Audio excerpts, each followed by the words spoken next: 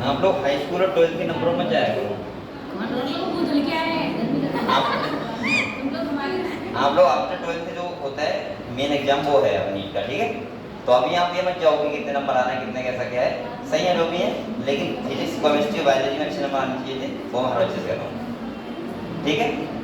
और अगर आपको मुझे लगता है फिजिक्स केमिस्ट्री बायोलॉजी में अगर ट्वेल्थ में सही नंबर है तो आप लोगों को इतना टेंशन लेने की जरूरत नहीं है, समझ रहे हो। कितने हैं फिजिक्स में?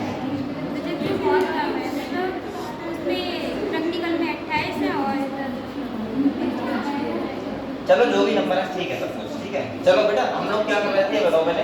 कल हम लोगों ने इंपॉर्टेंट टॉपिक लिखे थे ना, अब बोलो मत कोई भी, शांत रहो एक बार। हम लोगों ने कल इंपॉर्टेंट टॉपिक लिखे थे। ये बताओ मैं मॉलिक्यूलर बेसिस ऑफ इनहेरिटेंस समझाऊं या इंपॉर्टेंट टॉपिक में से कुछ समझाऊं, क्योंकि आप इतनी बच्चे डिसाइड कर लो। या मॉलिक्यूलर बेसिस ऑफ इनहेरिटेंस पढ़ोगे? मॉलिक्यूलर एक बार रिवाइज करवा दें, चलो ठीक। तो आप लोग ऐसा करो बेटा, सभी लोग किताब निकालो, हम लोग पढ़ रहे हैं मॉलिक्यूलर बेसिस ऑफ इनहेरिटेंस, ठीक है। और आपका कोचिंग 3-4 दिन चल रहा है मुझे लग रहा है, उसके बाद बंद हो जाएगा, क्योंकि आप लोगों का बेसिकली 4 मई के तो पेपर ही है, 4 को है ना, ठीक है। तो आप लोग कोशिश करो कि ज्यादा से ज्यादा पढ़ाई करो। आप लोग भी पढ़ाई कर रहे हो? पढ़ाई कर रहे हो हैं? बैठे तो कहीं सही, यहाँ बैठो वहाँ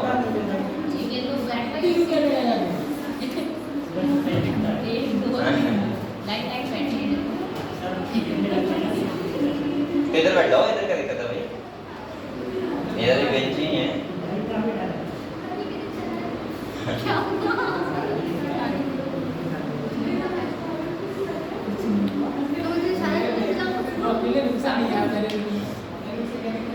चलो हम लोग पढ़ते हैं मॉलिक्यूलर बेसिस ऑफ इनहेरिटेंस, ठीक है। तो आप लोग किताब निकालो। सबसे पहले ये बताओ मॉलिक्यूलर, देखो सब सुनो बात कुछ। जो मेंडल थे, जिनका नाम ग्रेगर जॉन मेंडल था, उन्होंने पहले चैप्टर में ये समझाया था कि बेसिकली जो कैरेक्टर ट्रांसफर होते हैं उनके प्रिंसिपल्स क्या हैं। प्रिंसिपल्स का समझ रहे हो आप लोग, कि वो किस रेशियो में ट्रांसफर होते हैं और कैसे किस लॉ को फॉलो करते हैं। जैसे आपने देखा था मोनोहाइब्रिड क्रॉस, जिसमें उन्होंने देखा था एक कैरेक्टर को लेके इनहेरिटेंस देखा था। इसके बाद आपने देखा था डाइहाइब्रिड क्रॉस, जहाँ पे उन्होंने 2 कैरेक्टर को लेके देखा था इनहेरिटेंस। इसके बाद आपने देखा था कि एक्सेप्शन उनके, जैसे उन्होंने दिया था एक लॉ दिया था, लॉ ऑफ डोमिनेंस दिया था। उन्होंने कहा था कि अगर कोई भी एलिल होते हैं अब तो उसमें एक कैरेक्टर क्या करता है, अपने डोमिनेंस को करता है, एक कैसा रहता है रिसेसिव केस में, ठीक है। तो लॉ ऑफ डोमिनेंस के 2 एक्सेप्शन थे, इसमें था कोडोमिनेंस और इनकम्प्लीट डोमिनेंस। इनकम्प्लीट डोमिनेंस का मतलब क्या होता है? अच्छा तो बच्चा बता सकता है इनकम्प्लीट और कोडोमिनेंस में डिफरेंस क्या है? बताओ कौन कौन बता सकता है? इनकम्प्लीट डोमिनेंस और कोडोमिनेंस में क्या डिफरेंसेस होता है?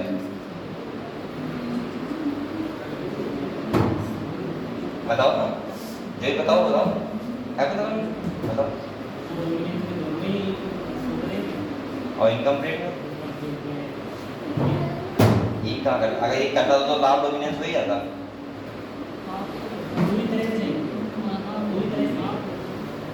हाथ करता है।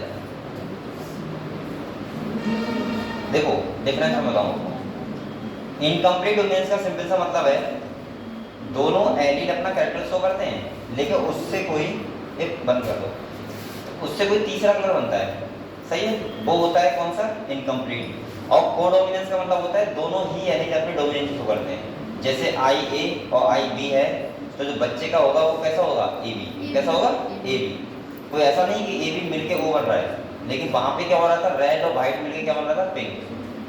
तो मतलब ना तो पूरी तरीके से रेड ही शो करता है, ना ही पूरी तरीके से व्हाइट शो करता है, मतलब मिला के दूसरा बनता है। और यहाँ पे पूरी तरीके से दोनों एलिमेंट क्या करते हैं? अपनी डोमेन शो करते हैं, ठीक है। चलो, हम लोगों ने इनकम्प्लीट डोमिनेंस पढ़ा था, हम लोगों ने कोडोमिनेंस पढ़ लिया था। इसके बाद अगर हम बात करें तो हमने पढ़ा था डाइहैबिट क्लॉज, और वहां पे उन्होंने एक लॉ दिया था इंडिपेंडेंट असॉर्टमेंट। उन्होंने कहा था कोई भी कैरेक्टर होता है वो हमेशा जब पेरेंट से ऑफ स्प्रिंग में जाता है तो हमेशा क्या होता है, सेपरेटली शो करता है कैरेक्टर, ना कि दूसरे के ऊपर डिपेंडेंट रहते हैं। ये हमने पढ़ा था। इसके बाद आए थे सूटन एंड बोवेरी, उन्होंने थोड़ा स्टडी किया और उन्होंने देखा कि भाई जिस पैटर्न में क्रोमोसोम दूसरी सेल में जा रहे हैं, तो क्रोमोसोम अब जा रहे हैं तो जीन भी साथ में जा रहे हैं, तो इसका मतलब उन्होंने दिया था क्रोमोसोमल थ्योरी ऑफ इनहेरिटेंस। उन्होंने ये कहा था कि क्रोमोसोम में क्या करते हैं, कैरेक्टर को ट्रांसफर करते हैं। और उन्होंने जब देखा तो टी.एच. मॉर्गन ने एक्सपेरिमेंटली प्रूफ किया, ये क्वेश्चन नीट में आ चुका है। और टी.एच. मॉर्गन ने क्रोमोसोमल थ्योरी ऑफ इनहेरिटेंस को क्या किया, एक्सपेरिमेंटली प्रूफ किया, और उन्होंने बताया कि किस पे किया था, ड्रोसोफिला मेलेनोगास्टर पे किया था। और उन्होंने देखा कि देखिए उन्होंने ये देखा कि उनका जो रेशियो था वो डेविएट हो रहा था 9:3:3:1 से, क्योंकि वहां पे शो हो रही थी लिंकेज। तो उन्होंने कहा था ये बात कि अगर मेंडल का रेशियो बहुत अच्छा रहा था इसलिए वहां पे लिंकेज शो नहीं होती। तो उन्होंने एक नया कॉन्सेप्ट दे दिया लिंकेज, कि कभी कभी ऐसा होता है कुछ केसेस में लिंकेज शो होती है, और अगर लिंकेज शो हो रही है तो इसका मतलब ये है कि कैरेक्टर जो ट्रांसफर होंगे उसमें पेरेंटल टाइप ज़्यादा होगा और न्यू नॉन पेरेंटल कम होगा, यानी कि वेरिएशन कम आएंगे। कभी कभी आपने देखा होगा जो बच्चे होते हैं बिल्कुल पेरेंट्स की तरफ जाते हैं, ऐसा होता है ना? अरे होता नहीं है? यहाँ पे एक काल सा बैठा होगा जो बिल्कुल अपनी मम्मी की तरह हो गया, पापा की तरह, ऐसा क्यों बैठा है यहाँ पे? नहीं होती ना एकदम वो थी तो मुझे तो नहीं पता, उसकी मम्मी से ना देखी मैंने। वो क्या कुछ बच्चे होते हैं बिल्कुल मम्मी की तरह, होते नहीं होते हैं, उनको देख कर बता दोगे कि मम्मी कैसी होंगी, हैं? ठीक है। तो कहीं ना कहीं उनमें क्या होता है, लिंकेज तो होती है, लिंकेज सही है। लिंकेज का मतलब होता है पेरेंटल टाइप ज़्यादा होगा और नॉन पेरेंटल टाइप क्या होगा, कम होगा। ये क्लियर है आप लोगों को? इसके बाद बेटा हमने पढ़ा था डिसऑर्डर के बारे में, जिसमें हमने पढ़ा था जेनेटिक और क्रोमोसोमल। क्रोमोसोमल होता है तो क्या बोलते हैं, सिंड्रोम। क्रोमोसोम, आप सोचो अगर एक क्रोमोसोम ज़्यादा या कम होगा तो कितने जीन नहीं होंगे, और इतने अगर जीन नहीं होंगे तो इसका मतलब क्या होगा, सिंड्रोम होता है। तो मैंने 3 टाइप के सिंड्रोम बताए थे, एक कौन सा था, डाउन सिंड्रोम, क्लाइनफेल्टर और टर्नर सिंड्रोम। तीनों के बारे में आपको पता है। तो अब हम लोग जो चैप्टर पढ़ेंगे वो पढ़ेंगे मॉलिक्यूलर बेसिस ऑफ इनहेरिटेंस। इस चैप्टर का मतलब क्या है वो समझते हैं पहले। देखो मॉलिक्यूलर बेसिस ऑफ इनहेरिटेंस का जो मतलब है वो ये मतलब है कि सेल के अंदर कुछ ऐसा होता है जो कैरेक्टर को क्या करता है, ट्रांसफर करता है। ये साइंटिस्ट ने बताया था। अब साइंटिस्ट को पूरी तरीके से ये नहीं बताता कि वो डीएनए होता है या वो आरएनए होता है या वो क्या होता है, प्रोटीन। यानी कि साइंटिस्ट को ये लग रहा था कहीं ना कहीं 3 तो ऐसे मॉलिक्यूल हैं जो कैरेक्टर क्या करना है, ट्रांसफर करना है।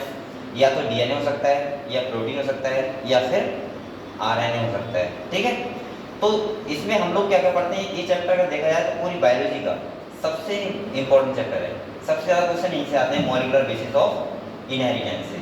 तो पहले तो आप लोग ये बताओ मुझे, आप लोगों को डीएनए के बारे में पूरी नॉलेज है? पूछे कुछ ना कुछ बताओ। चलो पूछते हैं फिर, बताओ।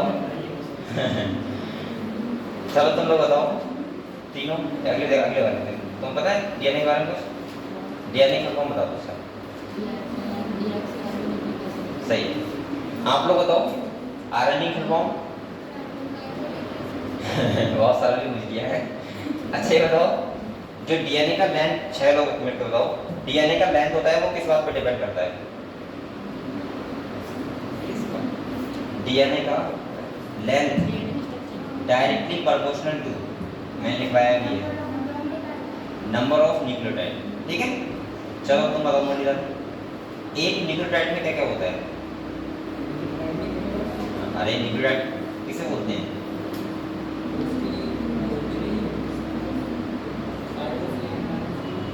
क्या न्यूक्लियोटाइड किसे बोलते हैं? एक न्यूक्लियोटाइड क्या क्या होता है ये बताओ।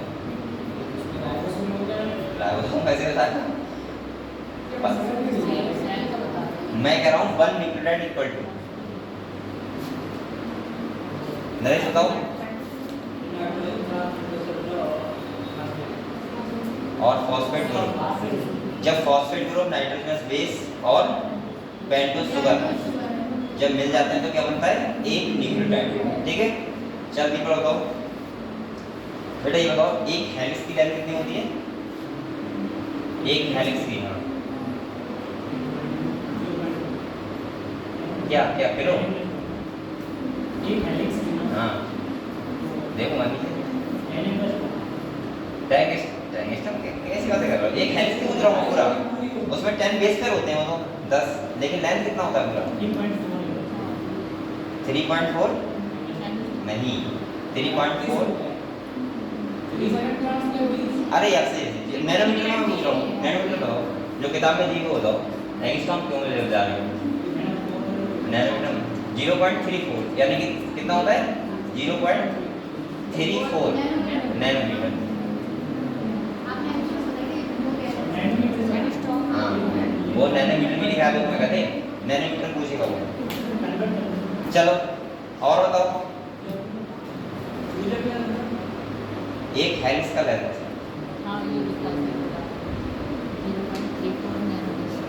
जिसमें 10 बेस पर आते हैं, ठीक है। चलो ये बताओ, ये तुम बताओ अस्मिता, ये बताओ न्यूक्लियोसाइड क्या होता है?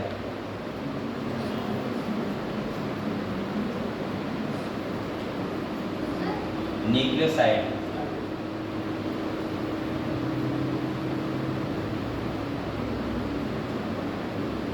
तुम बताओ बीच में प्रिया, न्यूक्लियोसाइड क्या होता है? हैं? तो मुझसे पूछ रही बताओ। हाँ फॉस्फेट ग्रुप नहीं होता है, सही, उसे क्या बोलते हैं? न्यूक्लियोसाइड, ठीक है ओके। तुम बताओ कोई नहीं अगर फॉस्फेट ग्रुप नहीं है, पेंटोस सुगर है, ठीक है, और पेंटोस सुगर के साथ एडेनिन लगा हुआ है तो वो न्यूक्लियोसाइड हो गया, हो गया। उसका नाम क्या होगा ये बताओ, उसे क्या बोलेंगे? एडिनोसिन। हाँ बता दिया। तुम बताओ न्यूक्लियोटाइड, अब ये न्यूक्लियोसाइड था, अब मैंने फॉस्फेट लगा दिया, अब उसको क्या बोलेंगे? इनने बताया एडिनोसिन, ये सही बात है। न्यूक्लियोसाइड क्या बोलते हैं? एडिनोसिन। अब न्यूक्लियोटाइड क्या बोलेंगे? अब बताओ। एडिनालिक एसिड, सही है।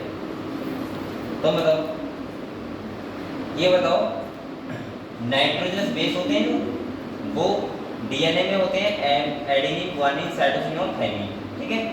तो चारगाफ रूल क्या था? चारगाफ रूल क्या था? Rule चारगाफ rule. हाँ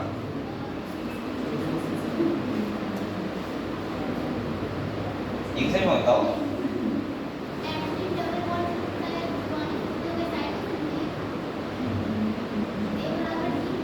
हैं? ए बराबर जी नहीं था,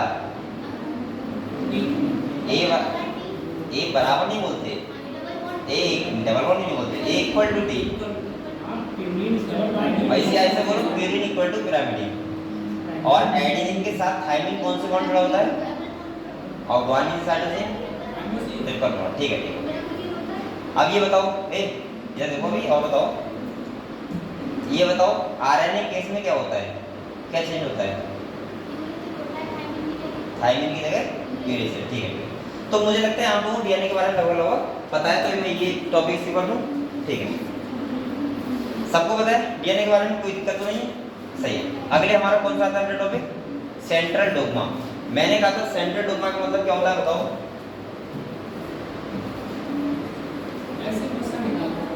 सेंट्रल डोग्मा का मतलब होता है, यहाँ देखो मैं से बोल सकता हूँ फ्लो ऑफ इंफॉर्मेशन, यानी कि इंफॉर्मेशन का फ्लो कैसे डायरेक्शन में होता है, ठीक है। तो आप लोग बताओ, अब बोलो मत, कोई भी अगर इंफॉर्मेशन है और उसे ट्रांसफर करना है, जैसे कि हमारे पास क्या होता है? डीएनए होता है, क्या होता है? डीएनए। आपको पता है डीएनए इंफॉर्मेशन किसको देता है? एमआरएनए। और एमआरएनए किसके पास जाता है? राइबोसोम के पास। और वहां जाने के बाद क्या बनाता है? प्रोटीन। क्या बनाता है? तो उन प्रोसेस को हम लोग क्या बोलते हैं? पहले क्या होता है, उसके बाद क्या होता है, उसके बाद क्या होता है, तो हम लोग बता सकते हैं आराम से। तो आप लोग बताओ बेटा, अगर हम डीएनए से डीएनए बनता है तो उसको क्या बोलते हैं? रेप्लिकेशन। क्या बोलते हैं? और जब डीएनए से एमआरएनए बनता है तो ट्रांसक्रिप्शन। और बेटा एमआरएनए से प्रोटीन बनता है तो क्या बोलते हैं? ऐसे तो होता है फ्लो ऑफ इंफॉर्मेशन, पहले डीएनए से एमआरएनए और एमआरएनए से प्रोटीन। तभी तो मैं कहता हूं कि आपकी बॉडी में जो कुछ भी बना हुआ है किससे बना हुआ है? प्रोटीन से। मैं ऐसे बोल सकता हूँ कि हमारे पास जैसा डीएनए होगा वैसे ही जीन होंगे, और जैसे जीन होंगे यानी कि जैसा इन्फॉर्मेशन होगा वैसे ही एमआरएनए बनेगा, और जैसे एमआरएनए बनेगा वैसे ही क्या बनेगा, प्रोटीन। तभी तो हमारा स्ट्रक्चर वैसा ही बनता है जैसे हमारे पास डीएनए होता है। अगर मान लिया एक एलिफेंट है, उसके पापा का स्पर्म मिला है ना उसको, तो उसका मतलब डीएनए उसको मिला है, और जैसा डीएनए बना है वैसे उसकी बॉडी प्रोटीन बनेगा, और जैसा प्रोटीन बनेगा वैसे ही क्या होगा, डेवलपमेंट होगा अगले एम्ब्रियोनिक डेवलपमेंट। ठीक है, अब आप लोग यहाँ पे समझते थोड़ा सा। सबसे पहले आता है पैकेजिंग। क्या आता है? नेक्स्ट टॉपिक हमारा क्या है? पैकेजिंग। वो सिखाइए एग्जांपल एनसीईआरटी निकाल के चैप्टर वाइज भी होगा। एनसीईआरटी हां इससे क्वेश्चन आ रहा है।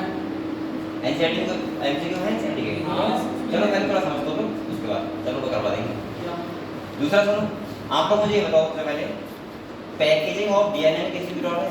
देखो जल्दी से एक बार। ऑक्टामर किसे बोलते हैं, न्यूक्लियोसोम किसे बोलते हैं, कैसा दिखता है, पूछो ना आप लोग। ये लगा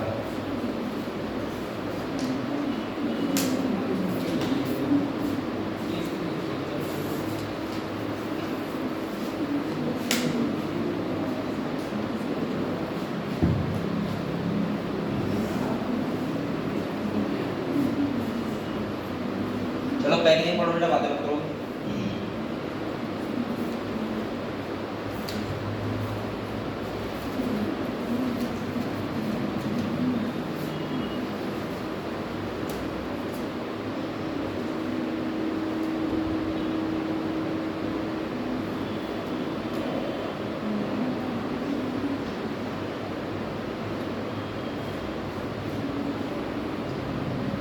किसी को पूछना पूछ सकते हैं अभी।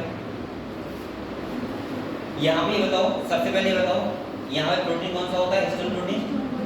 सही है। हिस्टोन प्रोटीन कितने मॉलिक्यूल होते हैं? 8। 4 टाइप के 8 मॉलिक्यूल होते हैं। कोई नाम बता सकता है कौन कौन से होते हैं? नाम बताओ। H1A, H2B, H3, H4। H2A, H2B, H3 और H4। अच्छा ये बताओ हिस्टोन ऑक्टामर में कौन सा मॉलिक्यूल इन्वॉल्व नहीं होता है? H1 कौन सा नहीं होता है? जब H1 मिला देते हैं तो क्या बोलते हैं उसको? न्यूक्लियोसोम। क्या बोलते हैं बेटा? अच्छा बताओ मुझे, एक न्यूक्लियोसोम के ऊपर जो डीएनए होता है उसमें कितने बेस पेयर होते हैं? 200। हाँ सही है, 200 से लगभग 250 होते हैं, 230 होते हैं करीब एवरेज। ठीक है, इसके बाद देखो दूसरा बताओ,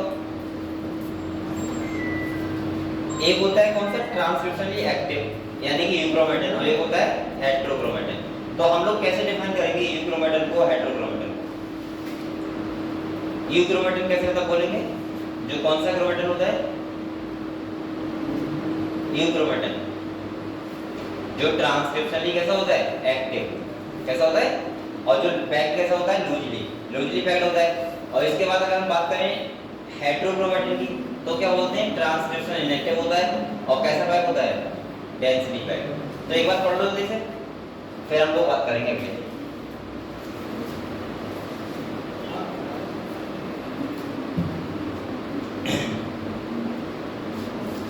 बातें मत करो, पढ़ लो।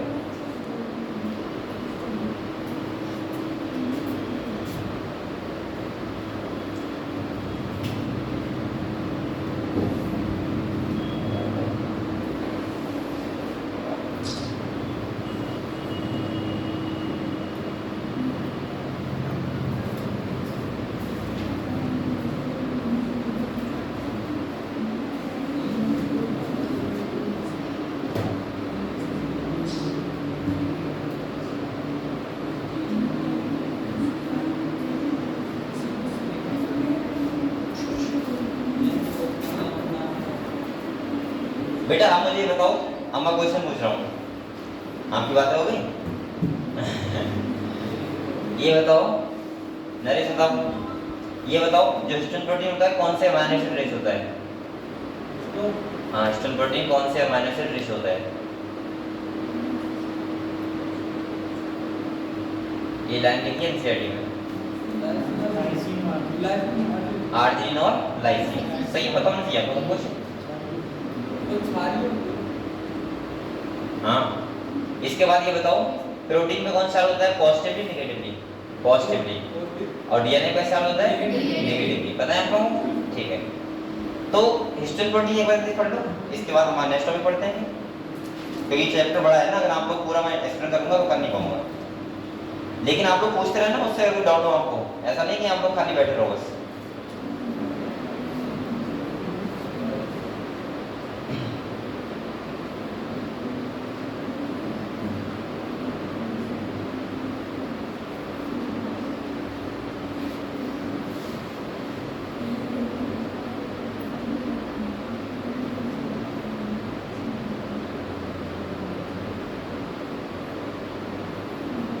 आज रिजल्ट आ गया इंटर का है, और चलो बहुत लोग पास हो गया उनके, वो तो सही है। और किसी और कोई था किसी के? हाँ कौन?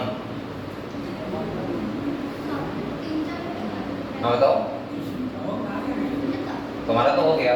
और किसी का भाई बहन था क्या यहाँ पे कोई जो 10th और 12th में था, अच्छी परसेंटेज नहीं हुआ?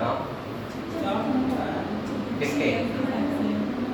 मौसेरा भाई था, मुझे पता है ये बहुत आसवती मौसेरा भाई है। अब मैं तुम्हें कहानी बताता हूँ छोटी सी। एक्चुअली में मेरा छोटा भाई है तो मुझे नहीं पता कि वो इंटर में है, लेकिन मुझे अभी मैं घर गया तो पेपर देने जा रहा था बाइक से, तो मैंने कहाँ जा रहा है तो बोला पेपर देने जा रहा हूँ, तो मुझे ध्यान आ गया एकदम। अब क्या हुआ तो मुझे एक्चुअली पता ही नहीं था वो 12th में है, तो मैंने एकदम अभी चाय पी रहा था किसी का, तो वो बोले 12th का रिजल्ट आ गया, तो मुझे ध्यान आया, मैंने कहा वही बात 12th में, तो मैंने कहा देखता हूँ, क्योंकि मुझे हालांकि ये उम्मीद है कि फेल ही हो गया होगा, तो पक्का होता था नहीं फेल नहीं हुआ, पास हो गया तो अब जिसको सुनो जिसको ये मतलब ही नहीं फिजिक्स कैसा है, केमिस्ट्री कैसा है, बायोलॉजी कैसा होता है, जो स्कूल भी नहीं गया, मतलब स्कूल गया था तो लड़ाई करके, मतलब स्कूल का मतलब है घर पे ही रहता है वो, स्कूल 1 महीने में एक बार रहता है अपनी इच्छा से, वो भी। दूसरा क्या है दूसरा क्या है? अरे बेटा तुम कैसे निकाल देगा कॉलेज वाले ऐसे कैसे निकाल सकते हैं? वो तुम्हारा पीटी गीता है, वो हमारे तरफ इलाका नहीं है। दूसरी बात सुनो, अब वो क्या हुआ ना, कभी कोचिंग गया, अब मैंने कहा भाई तो पास हो गया, बोला हाँ पास हो गया, कितनी परसेंट हो गया? 64। मैंने कहा बहुत बढ़िया मैंने कितनी कैसे बना दी भाई, क्योंकि इसको कुछ ही नहीं आता, तो 64 होंगे बहुत होंगे, तो मैंने कहा आज तो बहुत खुशी का दिन है। तो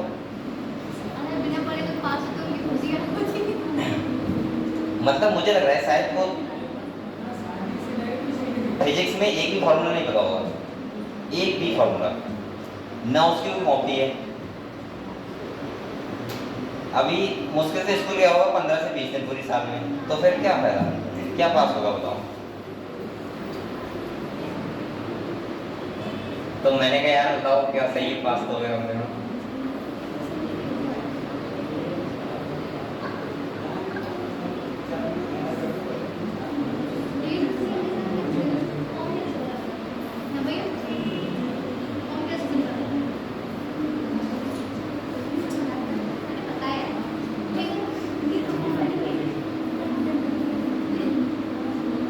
लेकिन ना वो वाला डिसीजन सही रहता है, जो बच्चे होते हैं अपने आप डिसीजन लेते हैं।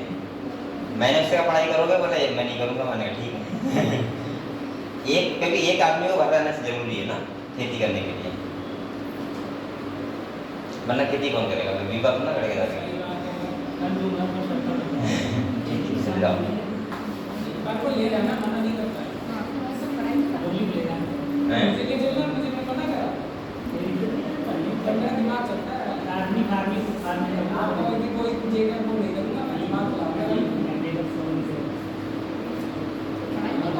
चलो पढ़ेंगे।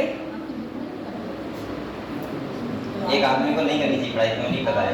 2 लोग ही तो हैं हम, एक आदमी खेती करना जरूरी है बेटा। और किसकी दाम? अपने भाई की दाम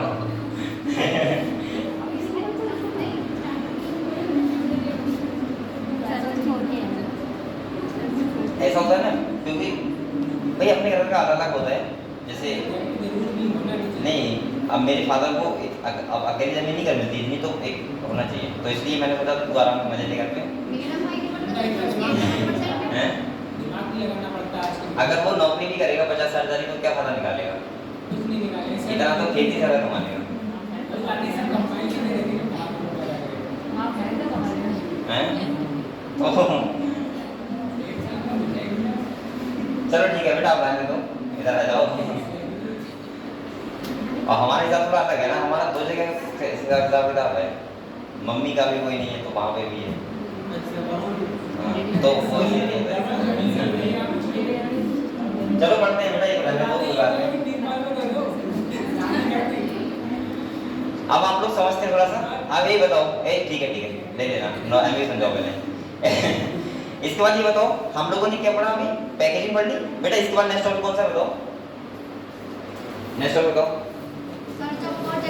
हाँ, सर्च फॉर जेनेटिक मटेरियल। अब हमें क्या देखना था, ये देखना था कि डीएनए और आरएनए को कैसे सर्च किया कि अभी रुक जाओ, पहले समझा दें थोड़ा सा। तो बेटा सबसे पहले हमारा एक एक्सपेरिमेंट था, साइंटिस्ट कौन से, ग्रिफ्थ। कौन थे, ग्रिफ्थ थे, जिन्होंने एक्सपेरिमेंट किया था ट्रांसफॉर्मिंग प्रिंसिपल। उन्होंने क्या किया था, इसमें समझा रहा हूँ, ठीक है। उन्होंने एक लिया था आर स्ट्रेन, कौन सा लिया था बेटा, और एक लिया था एस स्ट्रेन।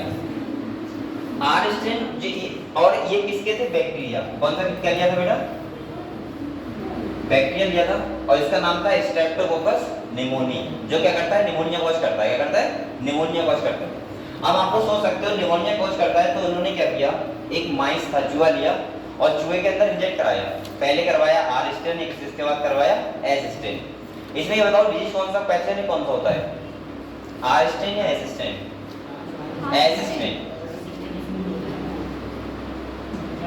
पैथोजन कौन सा होता है, ये आर होता है, हाँ भी होता है। आर क्या होता है, आर क्या होता है, पैथोजन। अब आप लोग एक बात बताओ मुझे, अगर चूहे के अंदर आर स्ट्रेन कराओगे चूहा मर जाएगा, और एस स्ट्रेन कराओगे चूहा क्या रहेगा, जिंदा रहेगा। लेकिन दूसरी बात सुनो, अगर उन्होंने क्या किया, यहाँ देखो आप जानते हो, उन्होंने आर स्ट्रेन को बेटा क्या किया पता है, हीट किल कर लिया। क्या कर लिया, हीट किल। और हीट किल का मतलब होता है कि हीट किल का मतलब ये होता है कि उसका आर स्ट्रेन का जो पैथोजेनिक वो था, वो कैसा हो गया, नॉन पैथोजेनिक, और चूहे के अंदर करवाया, चूहा कैसा रहा, जिंदा रहा। अब उन्होंने क्या किया, इसको दोनों को मिला के करवाया, और जब मिला के करवाया, चूहा कैसा रहना चाहिए, जिंदा रहना चाहिए, क्योंकि ये कैसा है, नॉन पैथोजेनिक है ना। तो चूहा कैसा हो गया, मर गया।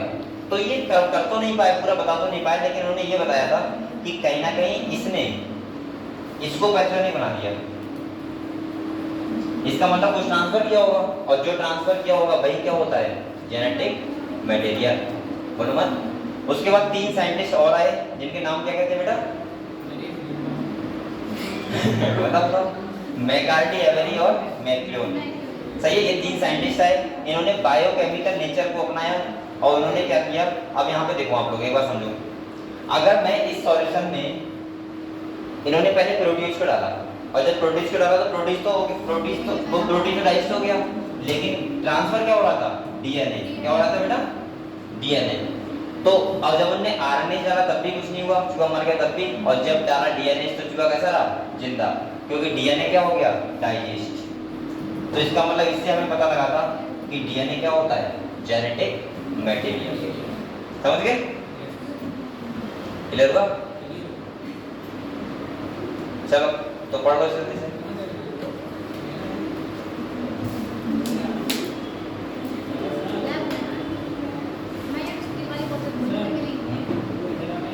बताओ इसकी तरह।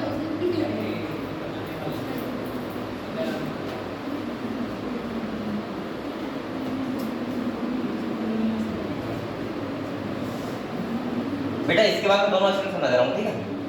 दूसरा कहते हैं, एक साइंटिस्ट थे हर्से एंड चेस। कौन थे, जिन्होंने दिया था हर्से चेस एक्सपेरिमेंट। इन्होंने क्या किया था, 2 बैक्टीरिया लिए थे, बैक्टीरियोफेज क्या लिए थे, बैक्टीरिया नहीं वायरस लिए थे, बैक्टीरियोफेज। और बैक्टीरियोफेज के अंदर इन्होंने किया क्या वो समझ लो। यहाँ पे देखो, एक केस में ये लिया, और एक केस कौन सा था, ये लिया।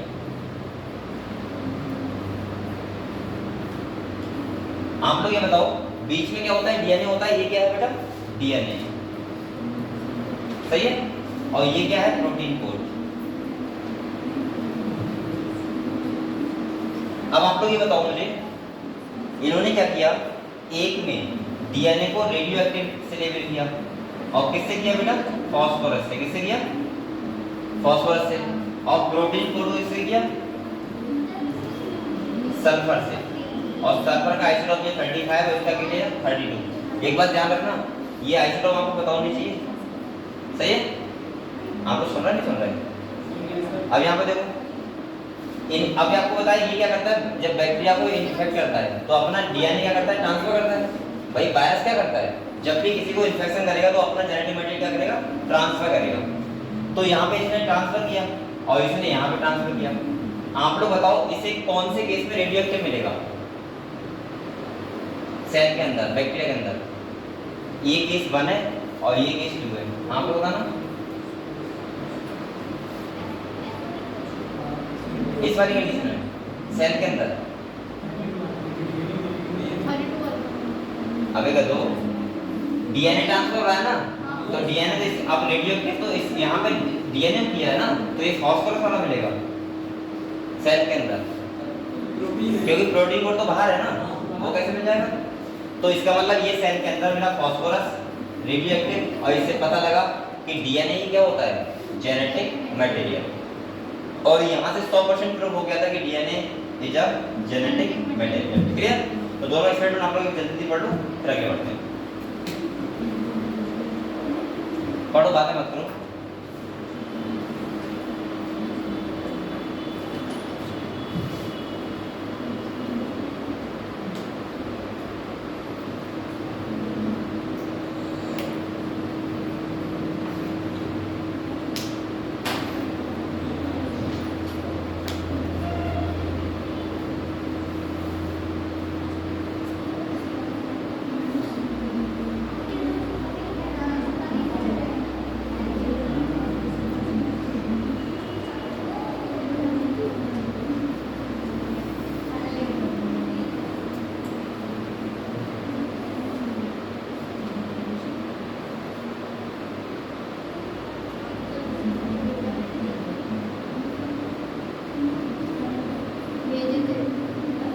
तो तुम लोगों ने मिठाई बांट दी घर पे?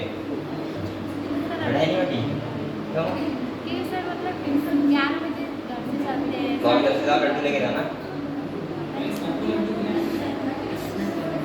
अब तुम नहीं लेके जाओगे?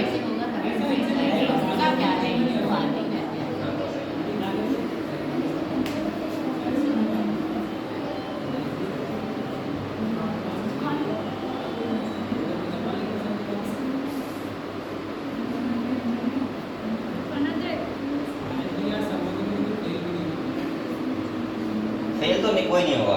अब तो मुझे पूरा विश्वास है।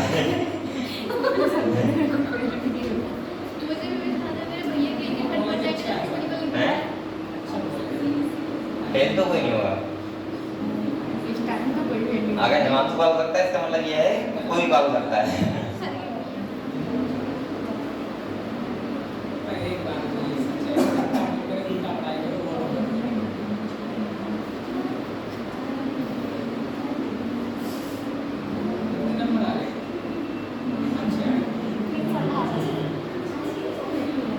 अच्छा, यहाँ का वो पता लगा जिला टॉपर कौन है? दिल्ली का डिस्ट्रिक्ट टॉपर कौन है? कौन से स्कूल का है? और हमेशा की तरह जवाहरलाल का यूं देखना तो वही देखो, डिस्ट्रिक्ट टॉपर इन पीलीभीत।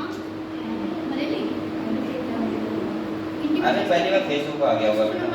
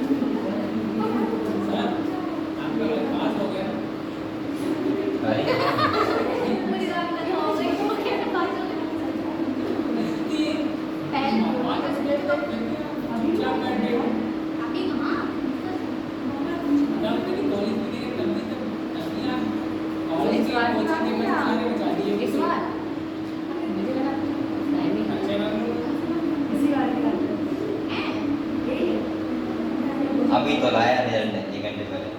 क्यों सर? पासवर्ड कोचिंग के पैसे बचा दिए, कॉलेज के पैसे बचा दिए। सबका हमारे पास होगा, सबको कुछ नहीं है। सर काट दो जल्दी, कितने के मन लगाया?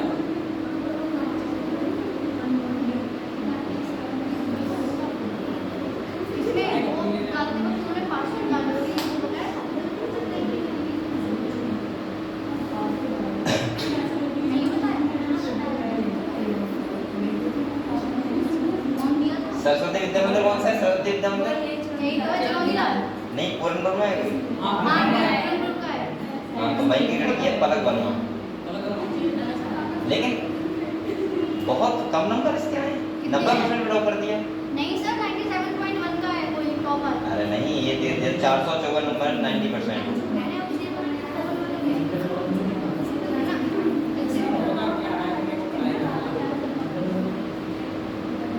चलो होगा, कोई बात मतलब नहीं, आप लोग क्या करें। ए खड़ो, 2 दिन में आ जाएगा फोन।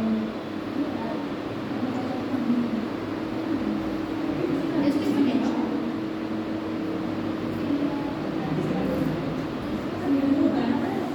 97 पे एक भी टॉप है, 97.4 पे। और वो भी लड़की है, महक नाम है उसका, महक, हाँ तो टॉप है वो एक भी टॉप आ रहा है। तो इसमें गलत दे रहे हैं बोल रहे हैं? चलो वो चलो ठीक है, सबका शाम तक पता लग जाएगा। अच्छे अपना बेटा, ए हम लोग बातें करने लगे, अब इधर आ जाओ। पढ़ा किसी ने? ये पढ़ो जल्दी जल्दी। अब मैं आपसे क्वेश्चन करूंगा अभी तक।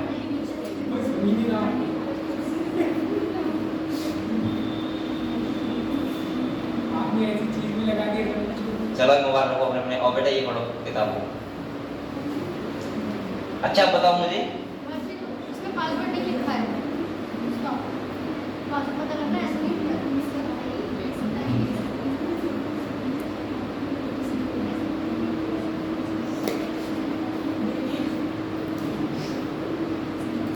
हाँ अब आपको बताओ बेटा, ये करके बताओ, तुम बताओ वीरपाल, ये बताओ अगर कोई जेनेटिक मटेरियल है उसके पास क्या क्या फीचर होने चाहिए, हम कैसे पहचाने कि जेनेटिक मटेरियल हो सकता है? बताओ कोई एक फीचर बताओ, एक बताना खाली। नहीं मैं ये बोल रहा हूँ कि जेनेटिक मटेरियल के पास, जेनेटिक मटेरियल होता है उसके पास क्या फीचर होने चाहिए? जेनेटिक मटेरियल है स्टेबल होना चाहिए, पहली बात सही है कि उसके अंदर स्टेबिलिटी होनी चाहिए जिससे वो बहुत जल्दी डिग्रेड ना हो, ठीक है, बेकार ना हो। तो बताओ दूसरा फीचर,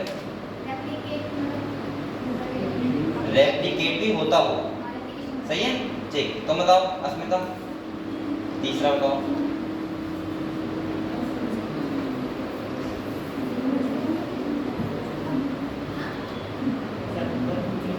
बताओ कोई जेनेटिक मटेरियल फीचर बताओ क्या होना चाहिए, थर्ड बताओ।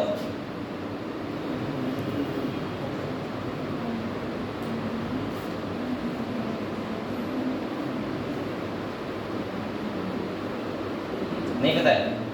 तुम बताओ, अभी तक पढ़ नहीं पाए? तुम बताओ, ए नरेश, रेप्लिकेशन कर रहा हूँ उसने बता दिया, और बताओ स्टेबल होता है ये बता दिया, और क्या बताओ? हाँ मैं मेंटेन कैरेक्टर को फॉलो करता हूँ। तो बताओ फ्रेंड्स, यही याद क्या रहा है? एक और रह गया, देखो सही से किताब में उसके अंदर म्यूटेशन होता हो, अगर म्यूटेशन नहीं होगा तो, अगर म्यूटेशन नहीं होगा तो इसका मतलब इवोल्यूशन नहीं होगा, ठीक है। तो जेनेटिक मटेरियल समझ में आया, हो गया कंप्लीट। अब हम लोग आते हैं रेप्लिकेशन पे। किसका आते हैं बेटा? रेप्लिकेशन। सबसे पहले रेप्लिकेशन समझने से पहले मैं आपको कुछ बातें बता रहा हूँ। यहाँ पे इंपॉर्टेंट क्या है, मैंने टॉपिक लिखा है रेप्लिकेशन फॉर। क्या लिखा है? Replication for. ये क्या होता है समझो बेटा, ये बताओ रेप्लिकेशन जो होता है वो डीएनए, वो सेल साइकिल कौन से फेज में होता है? एस फेज में। कहाँ होता है ये तो बताइए आप लोगों को, एस फेज में होता है। दूसरा अगर बात करें तो आप कहाँ पे होता है, तो न्यूक्लियस में होता है। कहाँ होता है? न्यूक्लियस में, ये भी आपको पता है। यहाँ मैंने ये कहा था बेटा आप लोगों से, मुझे आवाज आ रही है बहुत ज्यादा, आवाज नहीं आनी चाहिए, डिस्टर्ब अराउंड कर। ये देखो, अगर रेप्लिकेशन फॉर्म में नहीं बताया था, अब इम्पोर्टेंट टॉपिक चल रहा है, पढ़ लो। एक बात बताओ, अगर रेप्लिकेशन होता है तो हमेशा एक स्टैंड कैसा होता है? टेम्पलेट। कैसा होता है? टेम्पलेट का मतलब क्या होता है ये बताओ? उसको देख के दूसरा स्टैंड बनेगा, तो वो पहला वाला स्टैंड कैसा रहेगा? टेम्पलेट। टेम्पलेट बोलो चाहे पेरेंटल बोलो, बात है ठीक है। तो ये डीएनए तो पेरेंटल डीएनए है ना, बोलो ना, कौन सा डीएनए है? Parental DNA. और ये उल्टा बाइसेप स्ट्रक्चर को हम लोग क्या बोलते हैं? Replication form. दूसरा बात सुनो बेटा, ये स्टैंड कैसा है? टेम्पलेट हो गया। अब आप लोग ये बताओ, मैंने कहा था सबसे पहले क्या होता है? स्टैंड अनवाइंड होता है। क्या होता है?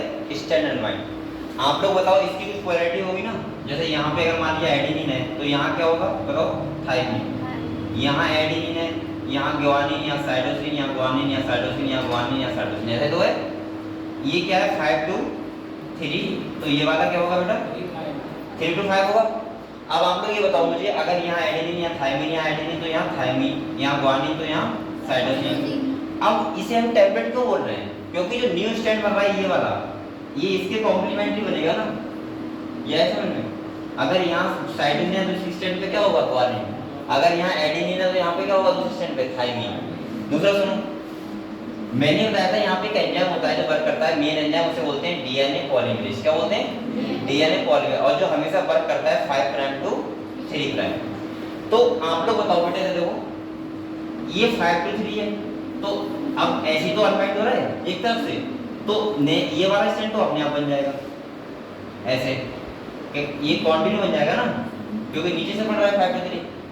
आप लोग बताओ, एंटी पैरेलल होते हैं ना, लेकिन ये वाला नीचे से कैसे बन जाएगा? इसको ऊपर से लगाना चाहिए था। अब पूरा स्टैंड तो अनबाइंड होता नहीं एकदम से, तो छोटे प्राइमर तक जाते हैं, 5 to 3, 5 to 3, 5 to 3, 5 to 3 ऐसे, और ओवरऑल जो बन जाता है वो क्या बन जाता है? 5 to 3। ये बात समझे? इसीलिए एक स्टैंड जो होता है वो होता है कॉन्टिन्यूअस,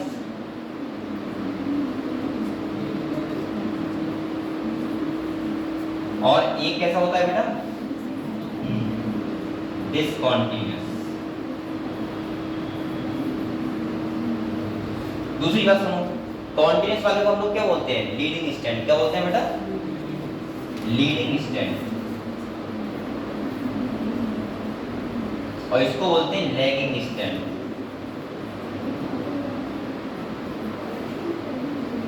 दूसरी बात एक बात और बताओ मुझे, अगर मैं इसकी पोलैरिटी चेंज कर दूं, 5 to 3 इधर है, अगर मैं इसको इधर कर दूं तो डिसकंटिन्यूअस वाले तक नहीं रहेगा। हमेशा ध्यान रखना, डिसकंटिन्यूअस वो होगा जिसकी पोलैरिटी नीचे से 3 to 5 हो रही होगी, क्योंकि डीएनए पॉलीमरेज हमेशा वर्क करता है 5 to 3। क्लियर हुआ? यहाँ पे एंजाइम, अब एंजाइम की बात सुन लो। मैंने कहा था बहुत सारे एंजाइम होते हैं, लेकिन यहाँ पे मेन एंजाइम ध्यान रखना जो स्टैंड अनवाइंड करता है, उस एंजाइम का नाम क्या होता है? हेलिकेज। क्या होता है बेटा? Helicase enzyme. दूसरा मैंने कहा था जो नया स्टैंड बनाता है उस एंजाइम का नाम क्या होता है?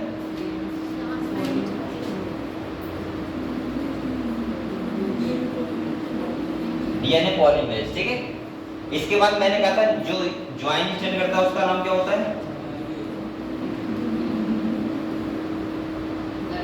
DNA ligase. ठीक है, एक मैंने और कहा था जो अब जिस कैसा सीधा स्टैंड है बिल्कुल एकदम, इसको फिर से हेलिकल फॉर्म में लाने के लिए एक एंजाइम होता है, इसका नाम होता है टोपोआइसोमेरेज। क्या होता है बेटा? जो फिर से हेलिकल फॉर्म लेके आता है।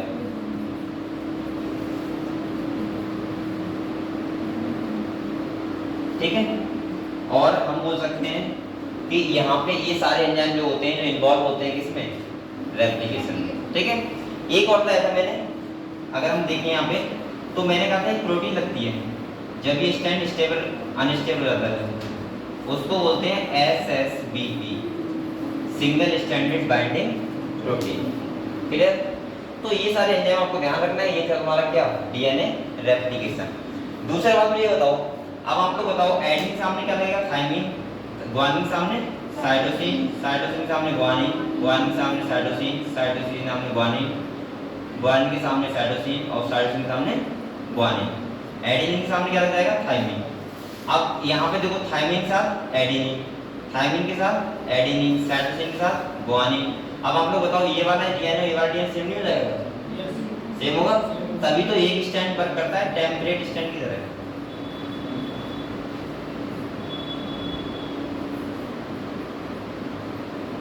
समझ गए? तो ये था तुम्हारा डीएनए रेप्लिकेशन। करो इसे यार, पढ़ो एक बार।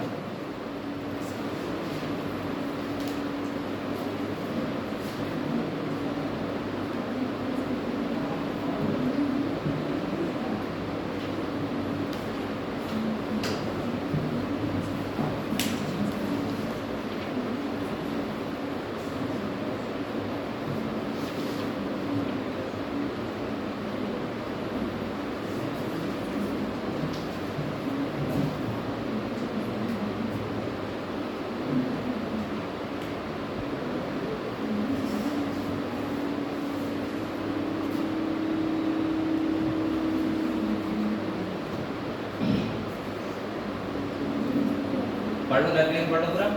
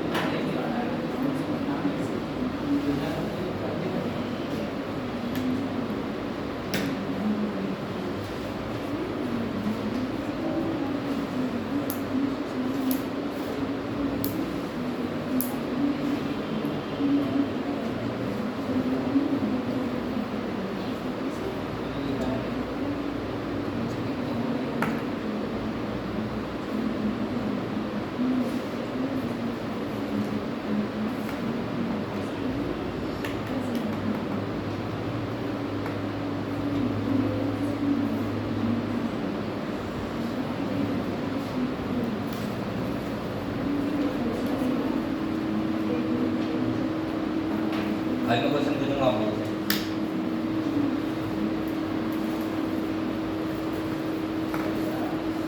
ये हो गया कंप्लीट, बताओ अब क्या पढ़ेंगे, ट्रांसक्रिप्शन। क्या पढ़ेंगे, ट्रांसक्रिप्शन, ठीक है।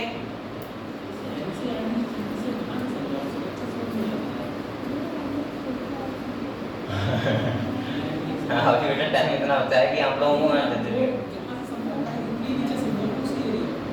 चलो आए तो यही सब देखो एनसीईआरटी।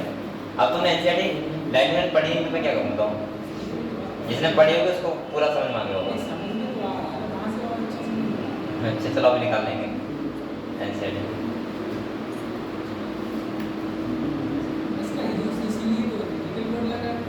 अबे ये भी इसका यूज है, ये भी यूज है। ये कलर तुमने दिख रहा है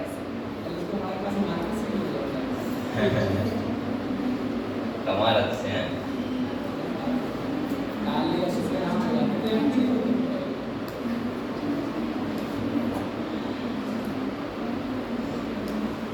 बेटा इसके बाद क्या है, ट्रांसक्रिप्शन। क्या है, तो अब मैं ट्रांसक्रिप्शन की बात बताऊंगा आपको, जो इंपॉर्टेंट है, जहां से क्वेश्चन लगा वो आता ही है।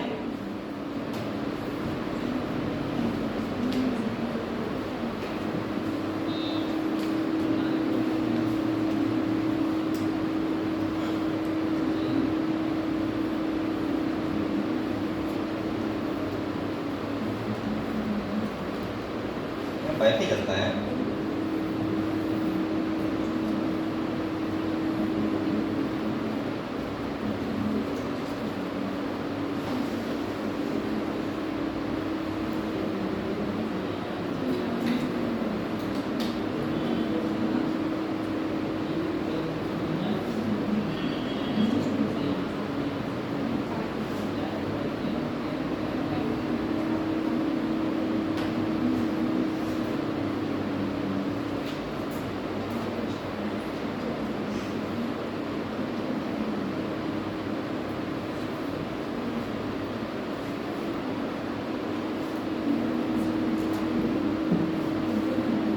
चलो ट्रांसक्रिप्शन पढ़ें।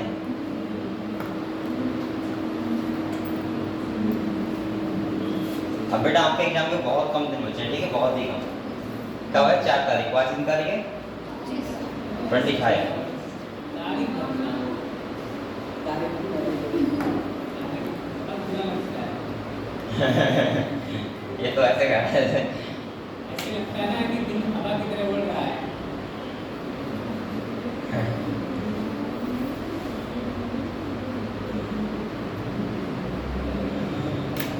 आप लोग मेहनत कर रहे हो? ये बताओ, सब लोग मेहनत कर रहे हो अच्छे से?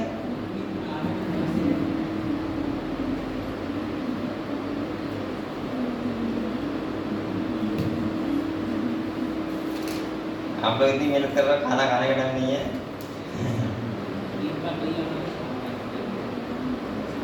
चलो ट्रांसक्रिप्शन समझे बेटा, यहाँ जाओ।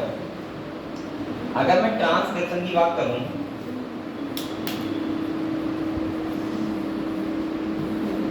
पढ़े बेटा इसको। मैंने कहा था पहले आप लोग ध्यान रखना ट्रांसक्रिप्शन यूनिट। क्या ध्यान रखना? Transcription unit. बेटा एक बार बताओ मुझे, ये है स्टैंड, ठीक है, डीएनए। क्या है? डीएनए है। मैंने कहा था यहाँ पे एक स्टैंड का पोलैरिटी क्या है? 3 to 5 और दूसरे का क्या है? 5 to 3, ठीक है। इसमें क्या होता है? एक रीजन होता है प्रमोटर रीजन। कौन सा होता है? एक होता है स्ट्रक्चरल जीन और एक कौन सा होता है? बोलो। टर्मिनेटर।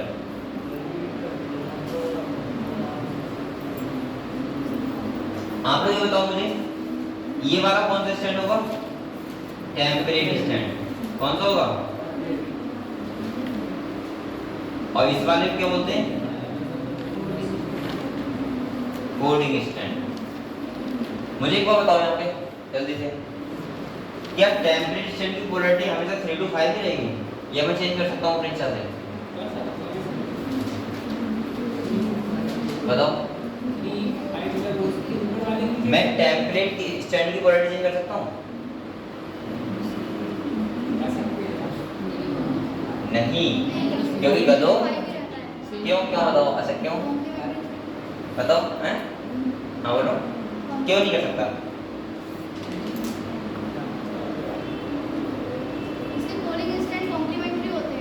नहीं, इसलिए क्या नहीं कर सकते बेटा, क्योंकि आप बताओ जब mRNA बनेगा वो कैसे कॉन्टिन्यूएशन बनेगा? 5 to 3 और RNA पॉलीमरेज भी वर्क करता है हमेशा 5 to, इसलिए वो वाला कैसा होना चाहिए? 3 to 5। समझ गए? अब कुछ बच्चे अभी नहीं समझे क्योंकि RNA पॉलीमरेज वर्क करता है 5 to 3, कॉन्टिन्यूअस तभी तो बनेगा जब वो वाला स्टेप कैसा होगा? 3 to 5। आया समझ में? अब देखो यहाँ पे अगर एडेनिन है मान लिया तो यहाँ क्या बनेगा? यूरेसिल। यहाँ थाइमिन है तो यहाँ क्या होगा? एडेनिन। यहाँ ग्वानिन है तो यहाँ क्या होगा? साइटोसिन। अब मुझे एक बात बताओ, अगर यहाँ एडेनिन है तो यहाँ क्या होगा? थाइमिन। खाली थाइमिन जगह यूरेसिल चेंज हुआ है, बकाया सेम है। टी है तो यहाँ क्या होगा? ए। जी है तो क्या होगा? क्या बताओ, ये वाला कोड स्टैंड नहीं हो रहा है, इसीलिए बोल रहे हैं इसको कोडिंग स्टैंड। ये बात समझ गए? यहाँ आपको ये ध्यान रखना है, हमेशा टेम्परेट स्टैंड के mRNA कैसा होता है? कॉम्प्लीमेंट्री। और हमेशा कोडिंग स्टैंड के mRNA कैसा होता है? सेम। क्या होता है? सेम। बहुत बच्चे ऐसे होते हैं जो क्वेश्चन आता है तो वो ये समझते हैं कि हमें हमेशा वही करना है, उसमें एडेनिन के सामने थाइमिन, ग्वानिन के सामने साइटोसिन।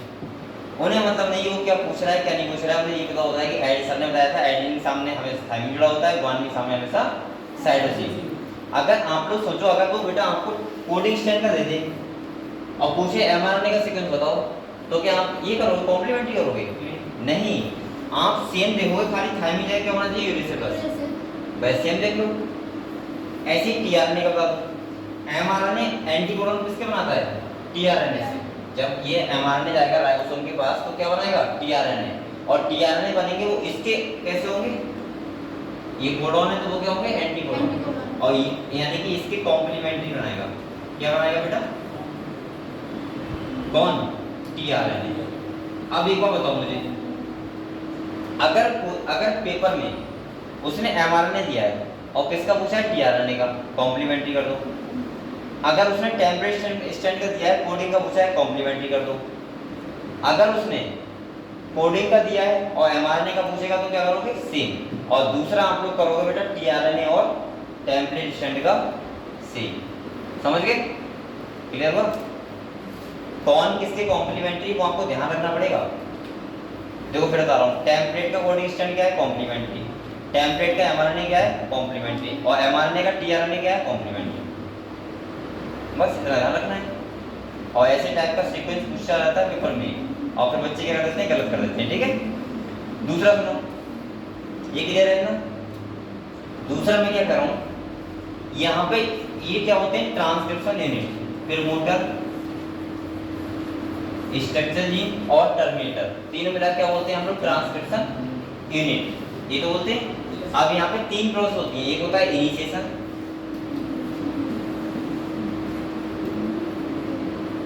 दूसरा क्या होता है इलोंगेशन, और तीसरा क्या होता है बेटा,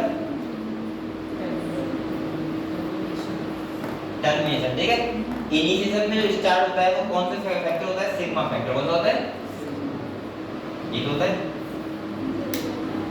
ये रो होता है, और ये कैसे होता है,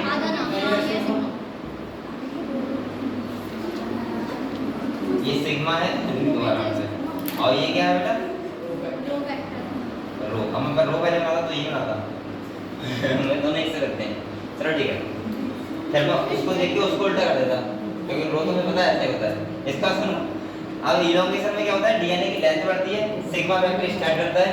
यहाँ पे मेन एंजाइम कौन सा है बेटा, आरएनए पॉलीमरेज, आरएनए पॉलीमरेज। यहाँ तक ये बताओ, ये क्लियर सब बच्चों को। अब एक बात सुनो मेरी, सुनो ध्यान से बेटा, अगर ये प्रोकार्योटिक सेल में हो रहा है, किसमें हो रहा है, प्रोकार्योटिक सेल में, और बना क्या है, ये एमआरएनए, क्या बना है, ये एमआरएनए बना है 523। आप लोग बताओ, डीएनए से एमआरएनए बना, इसको हमने क्या बोला, ट्रांसक्रिप्शन। क्या बोला,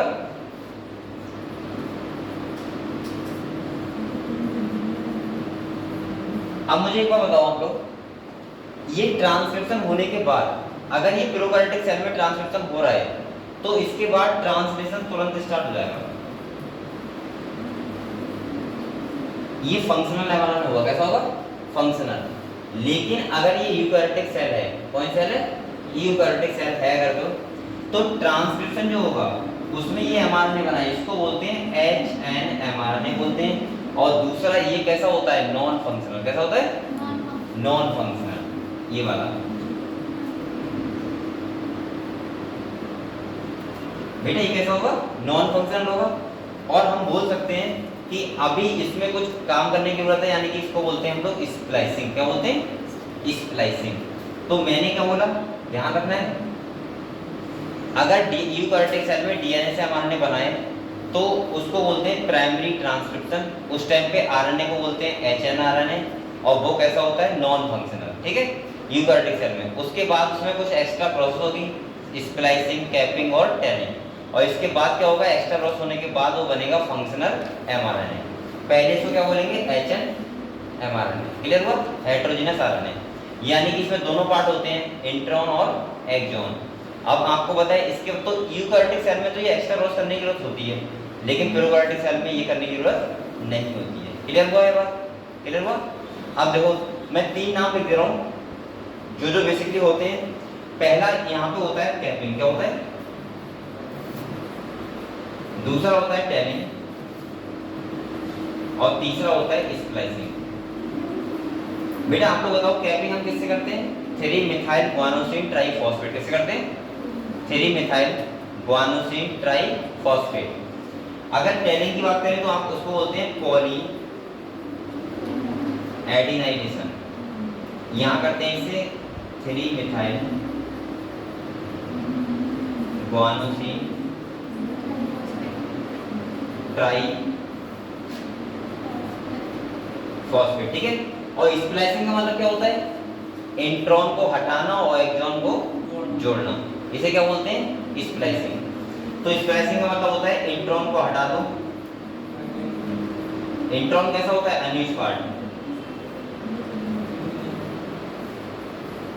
और एक्सॉन क्या होता है बेटा, ये ई बनता है यहाँ पे, ये नहीं बनता, ध्यान रखना। और ये कैसा होता है, यूजफुल। तो आपने क्या किया, इंट्रॉन को हटा दिया और एक्सॉन को जोड़ दिया, इसको बोलते हैं हम लोग आरएनए स्प्लाइसिंग। और जब ये काम हो जाता है, कैपिंग, टेलिंग और आरएनए स्प्लाइसिंग हो जाती है, तो इसके बाद ये बनता है फंक्शनल एमआरएनए, और उसके बाद ये जाएगा कहाँ के लिए, ट्रांसलेशन के लिए राइबोसोम के पास। क्लियर हुआ?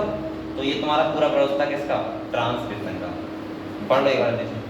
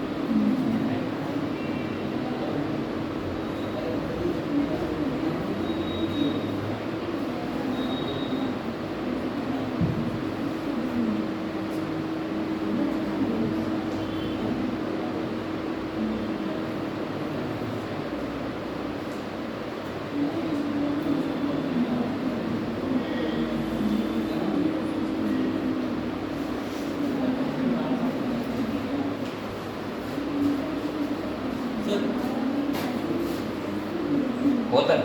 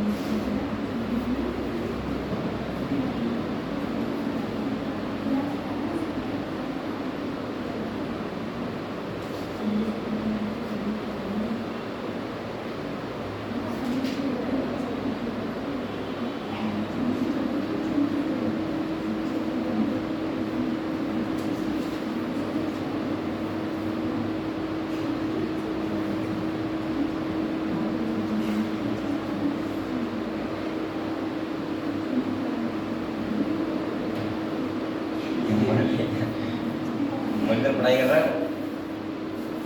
सेंटर कहाँ गया था? एडमिट कार्ड नहीं आया ना अभी, कब आएगा? एक महीने एक महीने को आएगा। इंडिपेंडेंस डे पड़ी है। जिस चीज़ के यहाँ सेंटर हो ग्रुप में डाल देना, तो वो ग्रुप के साथ में चले जाना अपने बच्चे। इंडिपेंडेंस डे बात हो गई, सिटी सेंटर के लिए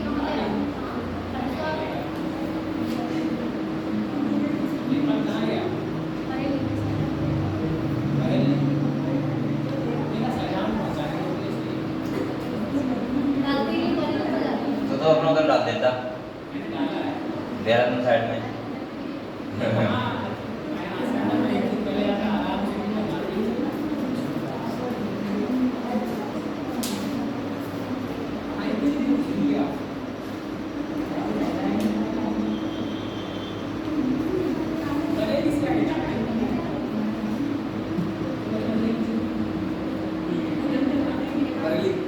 हैं? क्या बरेली होगा, सबका होगा बरेली। बरेली में कॉलेज इतने हैं, बरेली में सबका बढ़ जाएगा। मगर सरकारी में आएगा ना, गवर्नमेंट कॉलेज, प्राइवेट नहीं आएगा। तो गवर्नमेंट कम है क्या? और बेटा वैसे तो मेरी सब कितनी 2-3 तो उसमें है आर्मी कैंट में। मेरा है ना आर्मी में पिछले साल। मेरा भी कहता है एक बार आर्मी। कितनी में कहता है वही आगे लगा है। और आर्मी कैंट में जाओ तो बड़े पहले से पता होना चाहिए आपको, पहले जाना थोड़ा सा, क्योंकि वहाँ पे अंदर ऑटो वाले नहीं मिलते हैं। हाँ सर, और वो काफी बड़ा है। जाते हैं, वहाँ पे जाते हैं। हैं? जाते तो हैं। अब जाते हैं? हम कहीं जाते उस टाइम पे नहीं जाते हैं। सर कितने साल पहले किया था? मैंने 2017 में दिया था। नहीं 17 में दिया था। 10 साल हो गए सर, धीरे-धीरे 10 साल में हो जाएंगे। 7 मान लीजिए। हाँ।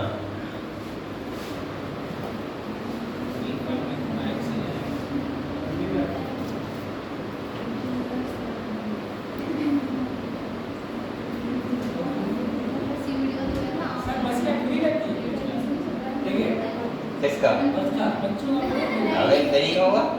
बच्चे का अरे नहीं, कुछ भी नहीं बेटा। वैसे मोटा का मोटा से करते हैं मोटा में से आपको जिसका खाते हैं पैसे डाल लेंगे मत जाना आराम से, ट्रेन से। ट्रेन मोटा नहीं है मोटरसाइकिल जान बरेली तो बासी है, क्या दिक्कत है भाई? उधर आने में करते हैं 40 मिनट में आते हैं अच्छा तो ऐसे देख कर तुम बातें नहीं कर तो एक ही जगह जाके तो बैठ खाना आपके लिए चलना पड़ेगा अब बातें मत करो बेटा, अभी टाइम है, पहले तैयारी कर लो, वहां तो पहुंच ही जाओगे।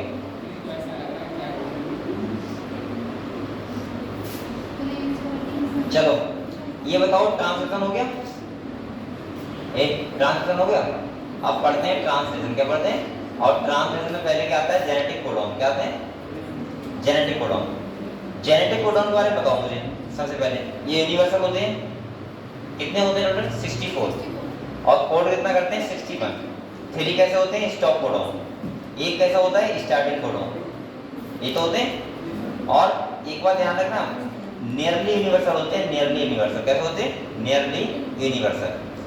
इसके बाद अगर हम बात करें तो आपको कोडॉन वाला टॉपिक और म्यूटेशन वाला पढ़ लो एक बार, ठीक है? इसके बाद पढ़ेंगे हम लोग ट्रांसलेशन। ट्रांसलेशन यही तो है, क्या है?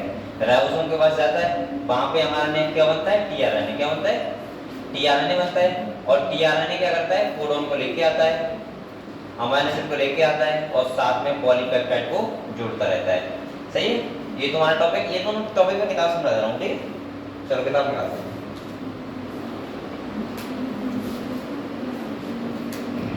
12 पढ़ना है ना?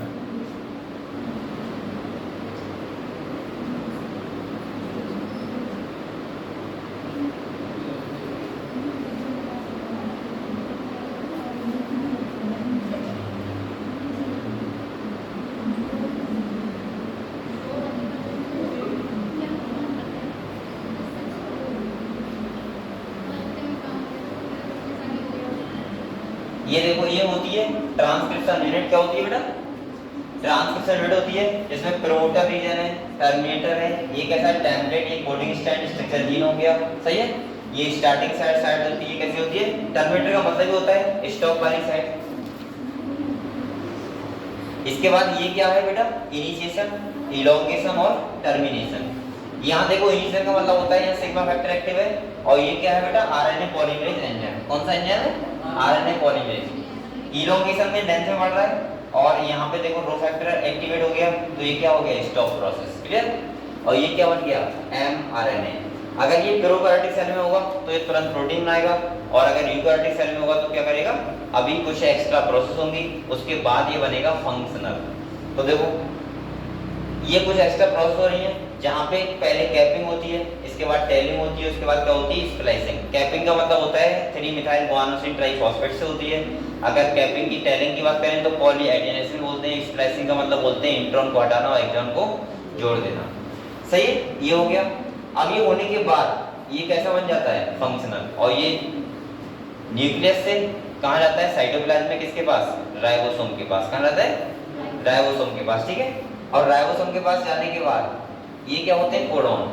अब आप लोग बताओ, एमआरएनए लेके आया, वो क्या लेके आया? इंफॉर्मेशन। क्या लेके आया? इंफॉर्मेशन। किस फॉर्म में लेके आया है? वही सीक्वेंस नाइट्रोजन बेस का, एडेनिन, थाइमिन, गुआनिन, यूरेसिल, ये सब लेके आया है। अब बेटा एक बात अब आप लोग समझ सकते हो, यहाँ पे बहुत बच्चे कंफ्यूज रहते हैं, सर कैसे डीएनए प्रोटीन बन जाती है, कैसे जीन होते हैं, क्या करते हैं? जीन कुछ नहीं होते हैं। अब आप लोग यहाँ मेरी बात थोड़ी सुनो, जैसा सीक्वेंस होगा वैसे क्या कोडॉन नहीं बनेंगे? क्योंकि कोडॉन कैसे होता है? 3-3 की पेयर में होता है। जैसा कोडॉन होगा वैसा ही अमीनो एसिड कोड होगा, और जैसा अमीनो एसिड कोड होगा वैसा ही कैसा बनेगा? प्रोटीन बनेगा। क्योंकि अमीनो एसिड क्या है? अमीनो एसिड की चेन ही तो प्रोटीन होती है। अब चेन में किस सीक्वेंस में क्या लगा हुआ है वैसा प्रोटीन। किसी में वैलिन पहले लगा हुआ है, किसी में हिस्टाडीन बाद में लगा हुआ है, किसी में ल्यूसीन पहले लगा हुआ है, किसी में ल्यूसीन बाद में लगा हुआ है। आप लोग बताओ, क्या इंग्लिश अल्फाबेट में 26 लेटर नहीं होते? और 26 लेटर से दुनिया के सारे नाम बने हुए हैं, कोई भी नाम से है तो 26 लेटर से। ऐसे यहाँ पे 20 टाइप के अमीनो एसिड होते हैं, 20 टाइप के अमीनो एसिड से करोड़ों प्रकार की प्रोटीन बनी होती है। किस बेस पे? कि उसका सीक्वेंस क्या है, किसका? कोडॉन का। और जैसा कोडॉन का सीक्वेंस होगा वैसी चेन बनेगी किसकी? अमाइनो एसिड डी, और जैसे चेन बनेगी वैसे ही क्या बनेगा, प्रोटीन बनेगा। समझ गए आप लोग? तो देखो यहाँ पे ये कोडॉन है, और जो कोडॉन एमआरएनए लेके आ रहा है वो कोडॉन किस अमाइनो एसिड को कोड कर रहे हैं वो यहाँ पे लिखा हुआ भी है। मैंने इसका तरीका ही बताया था, यू कैग ऐसे लिखते हैं ना, देखो UCAG, you CAG first second third, हाँ तो याद करना था, लेकिन यहाँ ध्यान रखना है 3 होते हैं स्टॉप कोडॉन ये वाले, और ये होता है स्टार्टिंग कोडॉन AUG, और ये डबल फंक्शन करता है। एक तो इसका काम होता है मेथियोनिन को कोड करना, और दूसरा क्या होता है स्टार्टिंग कोडॉन। क्लियर? ये बेटा फीचर है इसके। दूसरा यहाँ पे दिखाया गया है म्यूटेशन कैसे होता है। आप लोग बताओ, एक बार बताओ मुझे, ये देखो 3 मिला के कोडॉन बनाते हैं। क्या बनाते हैं? कोडॉन। अगर यहाँ देखो 3 का बना हुआ है, राम है रेड कैप है 3 का। अगर मैं एक को यहाँ पे क्या किया है, इनने अगले कर दिया, एक एक्स्ट्रा आ गया है ये भी, तो बताओ क्या तीनों कोडॉन चेंज नहीं हो गए? दोनों कोडॉन चेंज नहीं हो गए? देखो राम है तो ठीक है, ये क्या बन गया, पता नहीं क्या बन गया, सही है, और ये क्या बन गया DCA, पता नहीं क्या बना है, ठीक है, लेकिन वो तो नहीं रहा ना, जैसे यहाँ लिखा था रेड, वो तो नहीं रहा ना, ये ग्रीन पता नहीं क्या बन गया, ठीक है, तो ये कैप था उसका पता नहीं क्या बन गया। तो ऐसे करके क्या होते हैं, जब कोडॉन चेंज हो जाएगा तो इसका मतलब अमाइनो एसिड चेंज हो जाएगा, और जब अमाइनो एसिड चेंज हो जाएगा तो इसका मतलब क्या हो जाएगा, प्रोटीन चेंज हो जाएगा। समझ गए? ठीक है, ओके। इसके बाद देखो ये बनता है mRNA से tRNA। क्या होता है? mRNA से tRNA। tRNA क्या बनाता है बेटा? एंटीकोडॉन। क्या बनाता है? और हमेशा जो कोड होते हैं हमारे से, तो किससे होते हैं? कोडॉन से। ठीक है, तो tRNA होते हैं। ये क्या बन रहा है? प्रोटीन। देखो अब आप लोग ये बताओ, ये mRNA है, mRNA को कॉन्टिन्यूस फैशन में डीएनए को राइबोसोम क्या करता है? रीड करता है, और साथ साथ में क्या होता है, tRNA आते रहते हैं और इसके कोडॉन के एंटीकोडॉन बनाते हैं, और साइटोप्लाज्म जाकर देखते हैं वो वाला एंटीकोडॉन यानी कोडॉन किसको कोड कर रहा है, उस अमाइनो एसिड को लेके आते हैं और यहाँ पे पॉलीपेप्टाइड में लाके जोड़ देते हैं। ये देखो प्रोटीन बन रहा है, अब ये सीक्वेंस बन गया। अब जैसे ही आ जाएगा क्या, UAA, यानी कि स्टॉप कोडॉन होता है ना, UA, और जैसे ही आएगा ये रुक जाएगा, और यहाँ पे क्या होगा, एक टाइप का प्रोटीन बन जाएगा। ऐसे बनता है हमारी बॉडी में कोई भी प्रोटीन। तो क्लियर है? बताओ किसी को डाउट तो नहीं है? देखो एक बार धीरे,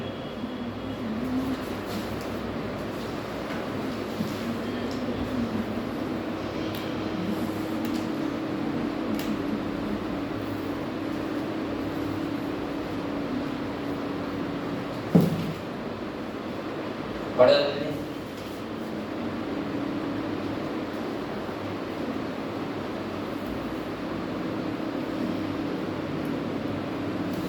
सबके पास किताब तो है, कैसा कुछ गधा नहीं बेटा इसमें किताब ना हो, किताब है सबके पास?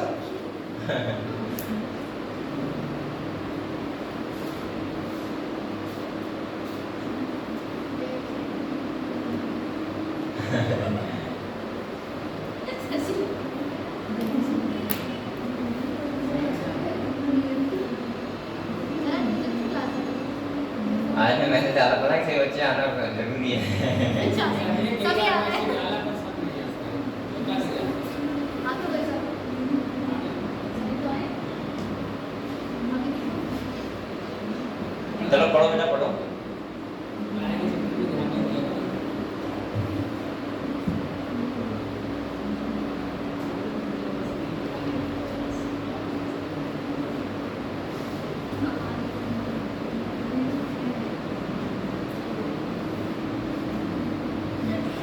अभी बच्चे खुद से नहीं आना बेटा, आने वाले टाइम में ये होने वाला है यहाँ पे कि बच्चों तक का इंटरव्यू होगा, वो बच्चा यहाँ पे एडमिशन ले पाएगा, वरना एडमिशन तक नहीं होगा। ये आपको मजाक लग रहा होगा, लेकिन मजाक नहीं है। अगर जिस बच्चे ने एब्सेंट की है बहुत ज़्यादा, उसका आवेदन नहीं होगा। और आप लोग अब देखो, अगर बहुत ज़्यादा खेल समझ रहे हो, जैसे आप लोग नहीं समझ रहे, जो बच्चे आ रहे हैं तो नहीं समझ रहे हैं, किसी प्राइवेट कोचिंग में 2 साल पढ़ के देखना, तुम्हारे पापा खुद मना कर देंगे बेटा रहने दो, बहुत कर्जा हो गया। समझ रहे हो? 1 साल का फीस जाता है कम से कम, कोटा जाओगे 3 लाख, और 3 लाख प्लस ही आता है कम से कम 4 लाख सब मिला के। वहाँ का रूम मिलता है 5,000 का, 5 से प्लस मिलता है, जो तुम नॉर्मल देखोगे तो। और तुम्हारे पीलीभीत में एक फ्री कोचिंग मिल रहा है हमें, और बच्चे पता नहीं क्या समझते हैं। और एक मुझे लगता है पेरेंट्स को 4-5 लाख रुपया खर्च करना है एक बच्चे के ऊपर 1 साल का, वो भी पता ना हो कि रिजल्ट क्या रहेगा। एक तो होता है डिग्री करवाना, एक होता है बच्चा खाली तैयारी कर रहा है बस, उन्हें नहीं पता होगा नहीं होगा क्या होगा। और बच्चे क्या है 100 नंबर, उस फादर से मुझे उसके ऊपर क्या बीतती होगी। कम से कम आप लोग ये तो है कि फ्री पढ़ रहे हो, ऐसा तो नहीं कि आप लोग चलो ऐसे मान लेंगे फादर ठीक है बेटा अगले साल निकाल देना, नहीं तुम्हें भी रहेगा ठीक है हम 1 साल और देख लेते हैं यहाँ पे। लेकिन बेटा मैं बार बार कह रहा हूँ और ऐसे ही पढ़ाई नहीं होता है वहाँ, और कुछ नया नहीं होता है वहाँ पे, कहीं भी नया कुछ नहीं है। तो बच्चे को डिपेंड करता है कि हम लोग कितनी मेहनत कर रहे हैं, टीचर गाइड करता है खाली, हाँ थोड़ा सा मेथड होता है, लेकिन मुझे लगता है बेसिकली बच्चे के ऊपर होता है कि बच्चा कितनी मेहनत कर रहा है। और ये बच्चे अगर यहाँ पे एक बार लग जाए कि अगर कोई बच्चा 3 दिन से डर रहा है उसका दोबारा रजिस्ट्रेशन नहीं हुआ, तो मैं गारंटी से कर रहा हूँ यहाँ छुट्टी नहीं करेगा। यहाँ छुट्टी के बोलते हैं मुझे लगता है कि ठीक है यार चल रहा है बस बात कर, है ना। और नीट का तैयारी जिसने प्राइवेट किया होगा, अगर वो बच्चा मिडिल फैमिली, मिडिल क्लास जानते हो एक नॉर्मल फैमिली से है और उसने तैयारी किया होगा नीट का, उसे पता होगा, उनके फादर ने 2 साल में करा लिया होगा घर पे कि बेटा आओ खेती करेंगे, तुमसे नहीं हो पाएगा। ऐसे बहुत बच्चे हैं जो बेचारे इसी चक्कर से नहीं कर पाए क्योंकि फादर ने सपोर्ट नहीं किया उनको। और किसी का फादर की प्रॉब्लम है क्या है कि पैसे की प्रॉब्लम है, भाई क्या करें। तो सबके साथ यही है, तो मैं ऐसे बोलूँगा कि आप लोगों को अगर फ्री मिल रहा है तो आप लोग क्यों नहीं पढ़ते हो, पढ़ाई किया करो बेटा मेहनत से। और ये बात आपको अभी समझ नहीं आएगी, ये बात जब आप BSc फील कर लोगे अगर आप उस क्षेत्र में हो तो, क्योंकि वो लोग लालच तो आपको बहुत देते हैं, नहीं लालच तो हम बहुत देंगे वो कि नौकरी लग जाएगी ये लग जाएगा। बेटा मैं क्या ही बताऊँ, इतना ज़्यादा कंपटीशन है कि आप लोग सोच भी नहीं पाओगे नौकरी लेना। तो इसीलिए मैं कह रहा हूँ कि आप लोग अगर ये बहुत अच्छा स्कीम चल रहा है कि बच्चों को फ्री में नीट की तैयारी कराई जाए, आपके पास अपॉर्चुनिटी है कि 1 साल में नहीं 2 साल में आप क्रॉस कर सकते हो, 2 में नहीं 3 में कर सकते हो।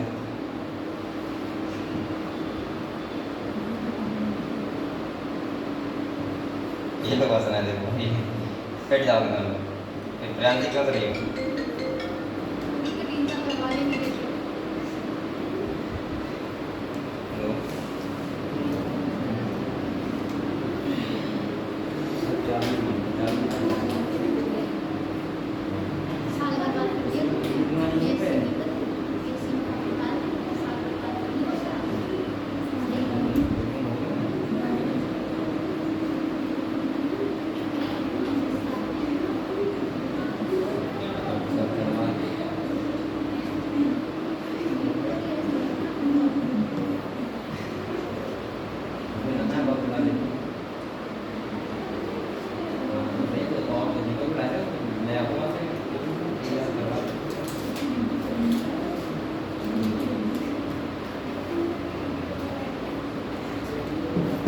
चलो बेटा, हाँ मैं क्या कह रहा था, मेरे पास में है क्यों ऐसा रहता है आपको, बताओ बताओ तो रीजन बताओ। एक तुम्हारी ऐसी बात होगी मैं क्या बताऊँ। तो इसीलिए मैं कह रहा हूँ कि आप लोग बेटा मेहनत से पढ़ाई कर लो 2-3 साल, डॉक्टर बन जाओ ज़्यादा सही रहेगा।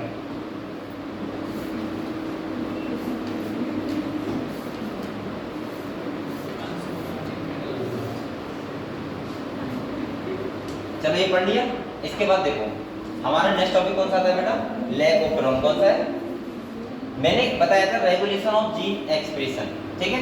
यहाँ मैंने क्या बताया था बताओ, मैंने ये कहा था कि हम जो जीन रेगुलेट करते हैं, सुनो जीन रेगुलेट करते हैं तो वो बेसिकली मैंने कहा था प्रोकार्योटिक पे हम लोग एक लेवल पे कर सकते हैं, वो कौन सा है ट्रांसक्रिप्शन लेवल, क्योंकि वहाँ तो अगर ट्रांसक्रिप्शन हो गया तुरंत ट्रांसलेशन हो जाएगा, प्रोटीन बन जाएगा।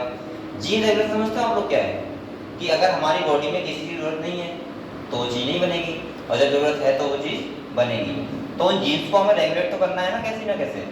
तो यहाँ पे बताया गया है कि यूकैरियोटिक में 4 टाइप्स हो सकता है। पहला कौन सा है, ट्रांसक्रिप्शन लेवल, ट्रांसक्रिप्शन ना हो। दूसरा क्या है, प्रोसेसिंग लेवल यानी कि स्प्लाइसिंग वगैरह ना हो।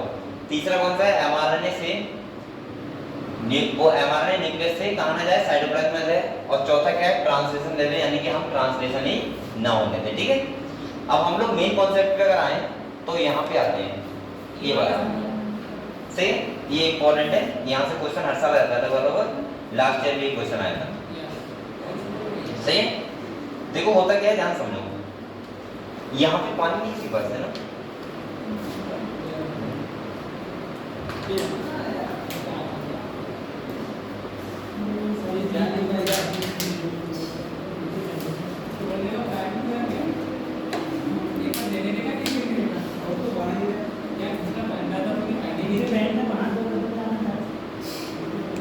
सचिन अंकल ऐसे ही भागा था। यहाँ देखो बेटा, अरे वो अरे मोटे कैसे बैठे हैं। यहाँ देखो, अगर हम यहाँ पे बात करें तो ये समझ लो एक बार, ठीक है, अच्छे से। अगर ये तुम्हें समझ में आ गया तो इसका मतलब ये है कि आप लोग ये क्वेश्चन आराम से कर दोगे। देखो होता क्या है बेटा, यहाँ समझ लो एक बार।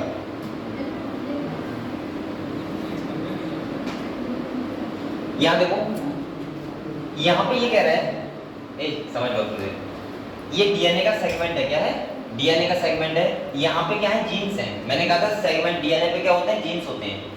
बेटा यहाँ पे देखो, ये वाला कौन सा जीन है? प्रोमोटरी जीन। कौन सा है? प्रोमोटर। ये वाला कौन सा है? Regulatory gene. कौन सा है बेटा? इसके बाद ये प्रोमोटर है, ये देखो, ये ऑपरेटर है, और ये कौन से? Structure gene. कौन से हैं? एक बात बताओ मुझे, एक बात बताओ, रेगुलेटरी जीन क्या बनता है? एक एमआरएनए बनाता है जिसे बोलते हैं रिप्रेसर एमआरएनए। क्या बोलते हैं? Repressor mRNA. और रिप्रेसर एमआरएनए एक प्रोटीन बनाता है, इसे बोलते हैं रिप्रेसर प्रोटीन। ये प्रोटीन है। अब यहाँ पे लिखा है इन एब्सेंस ऑफ इंडिविजुअल, यानी कि इंडिविजुअल क्या है? यहाँ पे एब्सेंट है। एब्सेंट का मतलब यहाँ पे लैक्टोज नहीं है। और बेटा आप लोग बताओ, अगर यहाँ पे लैक्टोज नहीं है तो मैं ये तो चाह रहा हूँ कि वो एंजाइम ना बने। भाई अगर जैसे आपने अगर कोई मान लिया दूध नहीं पिया है तो आपकी बॉडी में क्यों बनेगा? रहने। और पियोगे तो इसका मतलब बनेगा। तो कहीं ना कहीं मैं ऐसे बोल सकता हूँ कि यहाँ पे जब ये नहीं है ना, कौन सा? लैक्टोज, तो यहाँ पे क्या है? नहीं बन रहा है, और लैक्टोज होगा तो बनेगा। तो इंडिविजुअल का काम जो करता है वो कौन करता है बेटा? लैक्टोज। इसीलिए हम लोग इसको बोलते हैं लैकोपेरोन। क्या बोलते हैं? लैकोपेरोन। दूसरा देखो बेटा, हम लोग बातें क्यों कर रहे हो? ये समझ तो, ये इंपॉर्टेंट टॉपिक है, बैठ जाओगे। यहाँ देखो, ये रिप्रेसर है। अगर मैं यहाँ पे बात करूँ रिप्रेसर, अब ये कौन सी फॉर्म में है? एक्टिव। कैसा है? एक्टिव। और अगर ये एक्टिव रहेगा तो ये हमेशा बाइंड हो जाएगा किससे? ऑपरेटर से। और अगर ये ऑपरेटर से बाइंड हो जाएगा तो अगली ट्रांसक्रिप्शन नहीं होगा। ये एक लाल झंडी है जो लग गई, अब ये अगले ट्रांसक्रिप्शन नहीं होगा। दूसरा अगर हम बात करें, यहाँ पे रिप्रेसर एमआरएनए बना, रिप्रेसर प्रोटीन बना। अब देखो यहाँ पे ये इंडिविजुअल कौन है बेटा? लैक्टोज। कौन है? लैक्टोज है ये। अब आप लोग बताओ, ये लैक्टोज है तो ये क्या करता है? ये इंडिविजुअल बाइंड हो जाता है इस प्रोटीन से, और इससे अगर बाइंड हो गया तो इसने क्या कर दिया? इनएक्टिव। क्या कर दिया? और जब इनएक्टिव कर दिया तो ये बाइंड इससे नहीं हुआ, ऑपरेटर से नहीं हुआ, तो अगले ट्रांसक्रिप्शन स्टार्ट रहा, और अगले ट्रांसक्रिप्शन हुआ तो जेड से बना जो एंजाइम उसको बोलते हैं बीटा ग्लाइकोसाइडेज, बाई से बना उसको बोलते हैं परमिएज, और ए से बना उसको क्या बोलते हैं? Trans acetylase. ये ट्रांसक्रिप्शन होके आपको पता है पहले ट्रांसक्रिप्शन हुआ और उसके बाद क्या हो गया? ट्रांसलेशन। समझ गए? अगर इनएक्टिव हो जाएगा कौन? रिप्रेसर, तो इसका मतलब अगले ट्रांसलेशन होगा, और अगर नहीं हुआ तो क्या होगा? नहीं होगा। समझ गए? ये था इनका कॉन्सेप्ट लैकोपेरोन। यहाँ से ये क्वेश्चन आ चुका है कि जेड जीन से कौन सा एंजाइम बनता है, तो उसका ऑप्शन था बीटा ग्लाइकोसाइडेज। बाई से पूछ सकता है वो, और ए से भी पूछ सकता है कौन से जीन से कौन सा एंजाइम ट्रांसक्रिप्ट हो रहा है। ठीक है, तो आपको ये तीनों के नाम पता होने चाहिए। क्लियर हुआ? क्लियर हुआ आपको? किसी भी डाउट बताओ। अब बताओ मुझे आंसर क्वेश्चन पर हम लोग बातें कर रहे हैं।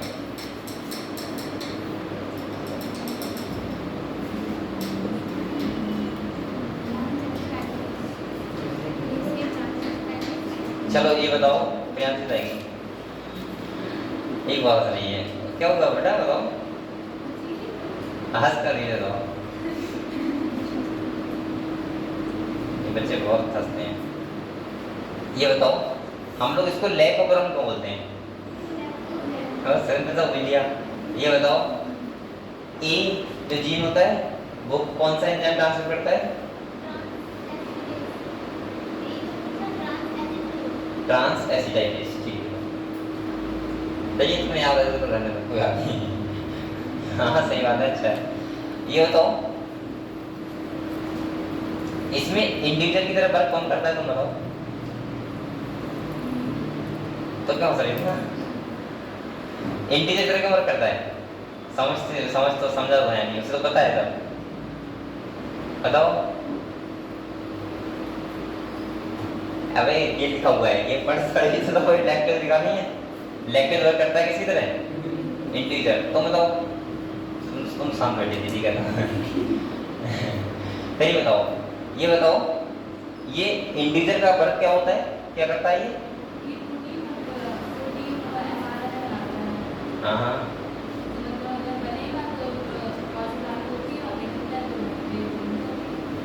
मैं ये नहीं पूछ रहा हूँ, मैं ये कह रहा हूँ इंटीजर होता है वो रिप्रेजेंट प्रोटीन बनता है, उसको क्या करता है, एक्टिव करता है, इनएक्टिव क्या करता है?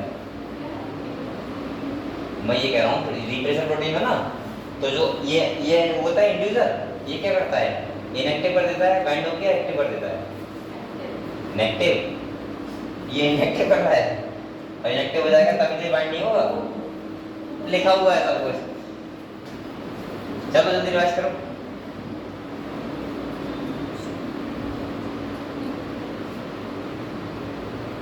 टाइम पे हो गया है।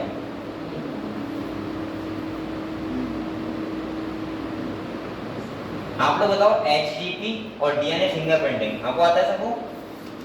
पता आता है?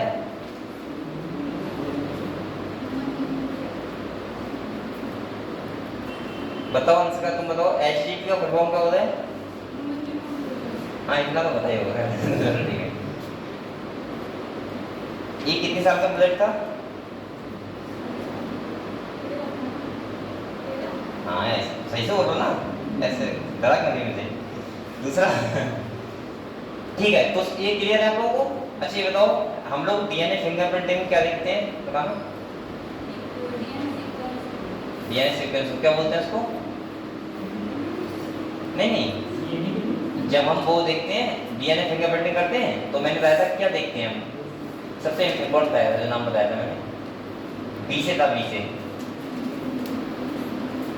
बताओ। BNTR, इसका फॉर्म क्या होता है बताना। क्या?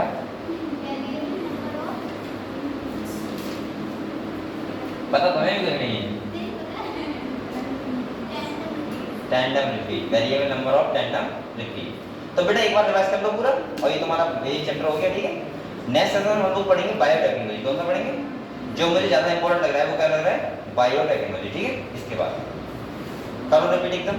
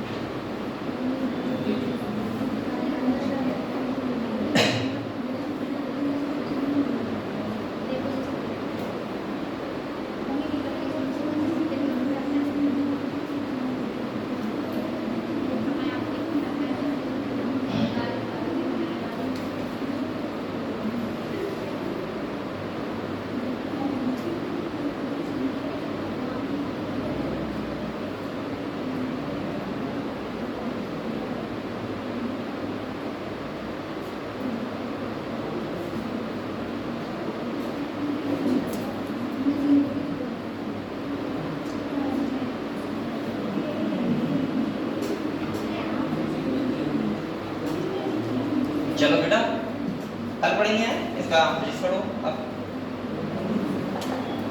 अब बेटा मेहनत कर लो, आपको ऊपर आ गया, ठीक है।